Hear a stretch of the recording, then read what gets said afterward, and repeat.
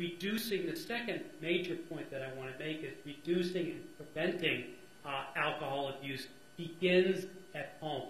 So every parent has a responsibility to do this and to talk about it, even though it's tough, and to sit down with your teenagers, and I know what this is like because I've been there, and really talk about the peer pressure and talk about the access to alcohol purchased by older siblings or purchased by older friends, and talk about the pressure that they're under at parties. And every family can approach this in a different way because every family is different. But the bottom line is it has to be discussed. And this is something that's tough, but we really need to do it.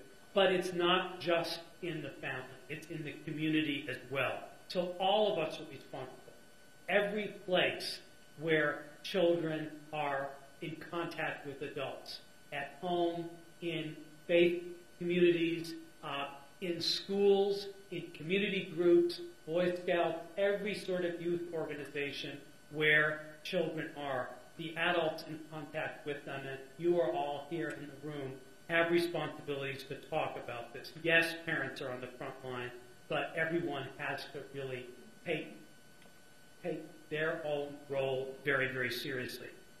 And our message here is based on scientific evidence. We're not just pulling this out of the hat because we don't like drinking. It's because the evidence shows the damage to our youth from drinking. And part of that has to do with the fact that we've improved our understanding of the development of the brains of teenagers. What we know is that the brain continues to develop from childhood through adolescence into early adulthood. And drinking too much can affect that brain development. It can affect the structure and function of the brain, particularly in young people. And this can have serious consequences. We know that young people who drink early are more likely to have substance abuse problems later. So this isn't just a flash in the pan and it goes away. This is something that can result in lifelong problems. And it also results in serious health consequences, not just beyond what many people realize. Its use of alcohol is related to suicide. It's related to homicide. It's related to other types of physical violence that occur when people drink, particularly young people who don't have as much control over their impulses as we all know and their risk-taking behavior.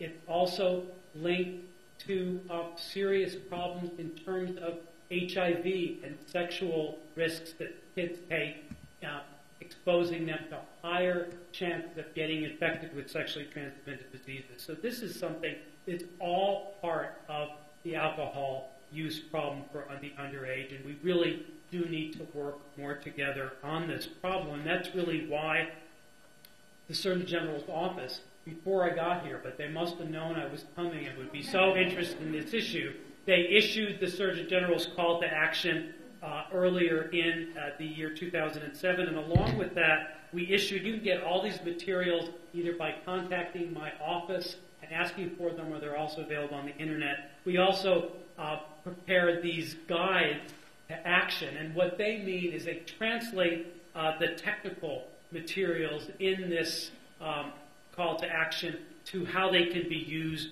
for families, for educators, and for communities. So I recommend that reading to you if you're particularly interested in this. I hope that you all are, and you look up this information and figure out what you can all do to do your part to move forward. And let me tell you a little bit more about the call to action. The first goal of the call to action is to foster change in American society, and that's really what I'm talking about today. We have to change how we're thinking about alcohol use in this age group. We have to transform society in the same way that we transform society with regard to our thinking about tobacco use. 30 years ago, there was smoking in the classroom.